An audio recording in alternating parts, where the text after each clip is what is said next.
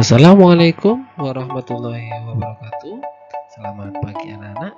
Alhamdulillah saat ini kita berjumpa kembali dalam pembelajaran PJOK khususnya untuk anak-anak kalian kelas 4, yaitu pada pelajaran ke-9 atau bab 9, yaitu tentang cedera dan cara penanggulangannya. Tetap semangat dan tetap jaga kesehatan kalian walaupun kita masih tetap melakukan pembelajaran daring.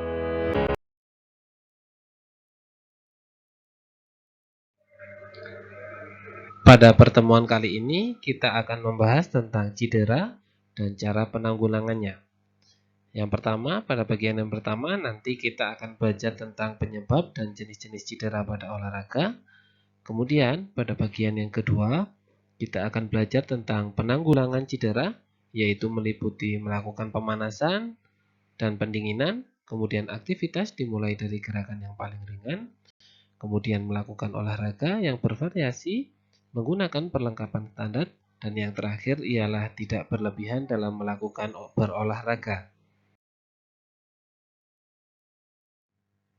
Di sini Pak Lutfi akan menyebutkan apa saja kira-kira penyebab daripada cedera yang ada pada olahraga.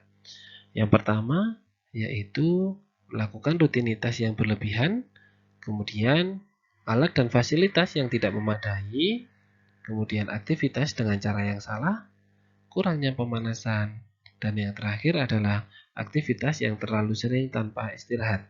Jadi ada 5 di sini, yaitu tentang penyebab dari terjadinya cedera pada olahraga.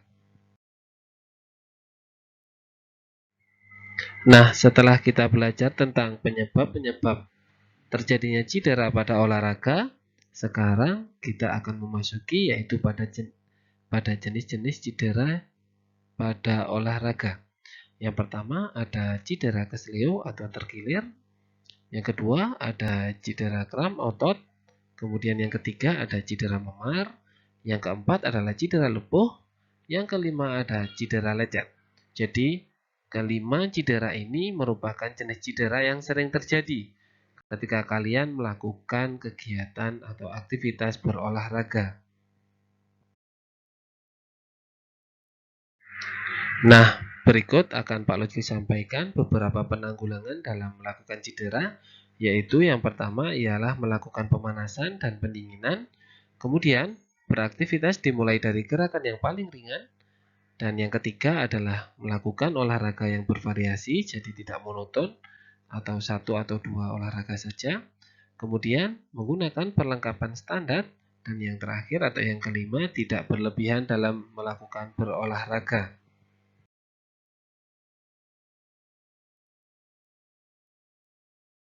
Assalamualaikum warahmatullahi wabarakatuh. Selamat pagi anak-anak. Pada pagi hari ini Bu Senita akan sedikit menjelaskan tentang beberapa peralatan atau perlengkapan yang biasa kita gunakan dalam menangani cedera pada olahraga. Yang pertama ada Rivanol. Ini ada cairan kompres kuning. Jadi cairan ini berwarna kuning untuk membersihkan luka. Yang kedua ada betadine seperti ini. Ini cairan antiseptik untuk membunuh kuman pada infeksi di kulit ketika cedera lecet. Lalu ada Hansaplast. Kalian sudah pasti tahu ini untuk fungsinya untuk apa dan cara penggunanya seperti apa. Lalu ada Kapas. Lalu ada kasa steril. Jadi kasa steril bentuknya seperti ini. Nah, ada serabut-serabutnya seperti ini. Lalu ada Hansaplast gulung, tapi tidak ada yang seperti tengahnya itu anak-anak, yang tidak ada antiseptik. Nah, ini seperti ini aja. Jadi untuk merekatkan di kasa antiseptik atau kasa steril itu tadi. Selanjutnya ada ice gel atau ice gel untuk fungsinya untuk mengompres anak-anak, ini ice gel. Lalu yang terakhir ada Tensocrab. jadi bentuknya seperti ini. Nah, ini bisa molor.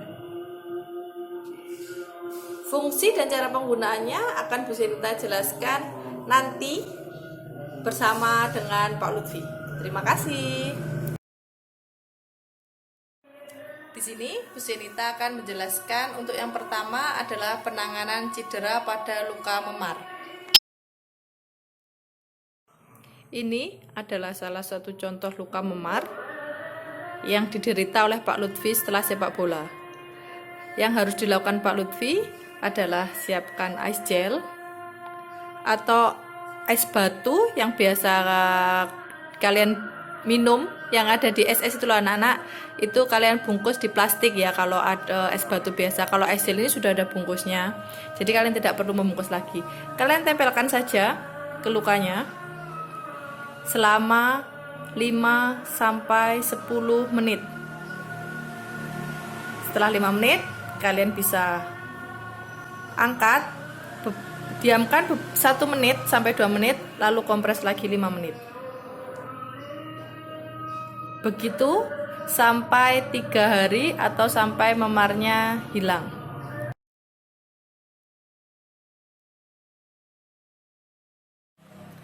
Selanjutnya ada luka terkilir atau kesleo. Jadi luka ini disebabkan oleh kalian benturan yang sangat keras dan terjadi kesleo atau terkilir pada bagian tubuh tertentu. Misal kalian kesleo pada bagian mata kaki. Contohnya seperti ini. Yang pertama, kalian istirahatkan kaki yang terjadi kesleo, pasti ada bengkak seperti ini. Nah, ini biasanya bengkak pada sini. Yang kedua, kalian beri es. Beri es.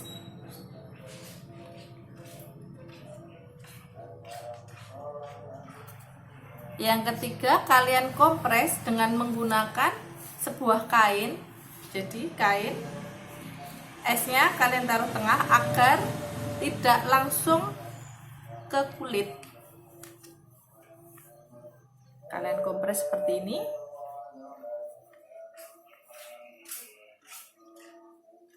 Selama 5-10 menit. Setelah itu, kalian bisa menggunakan tensorap untuk membalut bagian tubuh yang sedang terkilir atau yang telah terkilir, agar tidak ada banyak pergerakan yang berarti pada tulang yang terkilir. Karena tulang yang terkilir tidak boleh banyak pergerakan agar tidak lebih parah lukanya. Jadi contohnya seperti ini.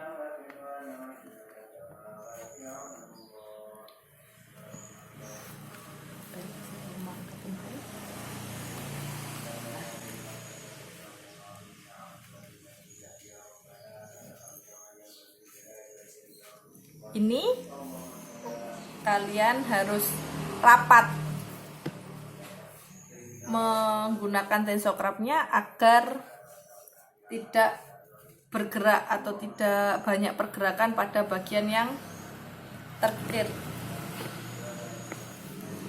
Nah, kalian bisa lihat seperti ini.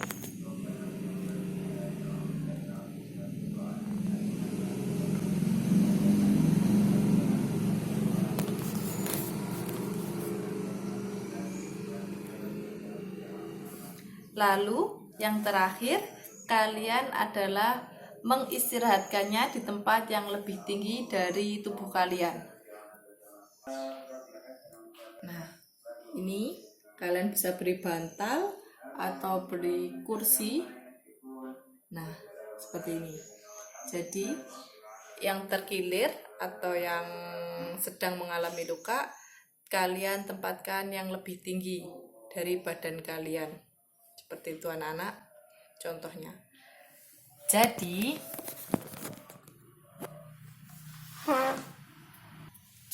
kesimpulan dari penanganan cedera luka memar tadi, kok memar tadi apa anak-anak? Terkilir. Nah, itu ada 4. Nah, ini ada RICE, RICE. Ada R itu rest atau diistirahatkan. I ada ice, diberi ice. Ada kompres yang C, diberi kompres S. Yang ketiga, yang keempat ada elevation, yaitu menempatkan di tempat yang lebih tinggi. Seperti ini anak. Oh, kok kebalik ya anak-anak? Oh, nanti Bu Zenita kasih tulisan lagi deh. Nah, seperti ini ada 4. Begitu ya penjelasan dari Bu Zenita. Terima kasih. Selanjutnya ada luka lepuh. Jadi luka lepuh ini biasanya ada di permukaan kulit yang timbul seperti gunungan gitu lah. Jadi kayak kamu melepuh kena cipratan minyak, atau seperti kalian ketika benturan dengan benda keras lalu timbul seperti gunungan kecil, dalamnya biasanya berisi air. Ada yang berisi air atau tidak, itu biarkan saja. Nanti jika mengelupas atau meletus itu akan perih. Jadi jika masih belum mengelupas, kalian bisa tutup dengan Hansaplast seperti ini agar tidak terjadi gesekan. Caranya kalian buka seperti biasa, kan pasti sudah tahu. Lalu kalian tempelkan di kulit yang lepuh. Ini misal luka lepuhnya seperti ini. Langsung saja kalian tutup. Nah, seperti ini. Jika sudah meletus atau sudah luka itu sudah membuka, kalian bisa menanganinya seperti menangani luka pada lecet seperti sebelumnya.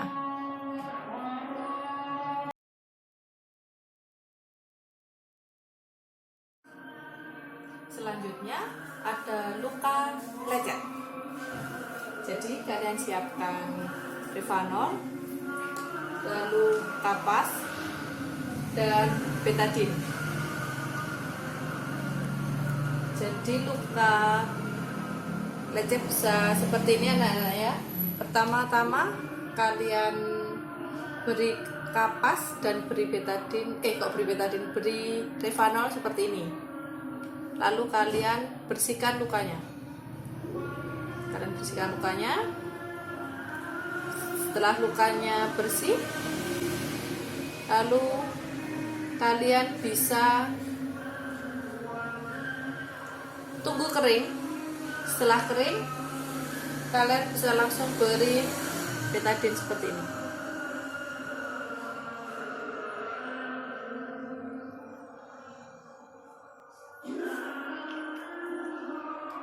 Jika terasa perih, biarkan saja sampai mengering. Tunggu beberapa saat dan ulangi menangani cedera seperti ini sampai luka itu mengering sendiri. Tidak perlu diutik-utik.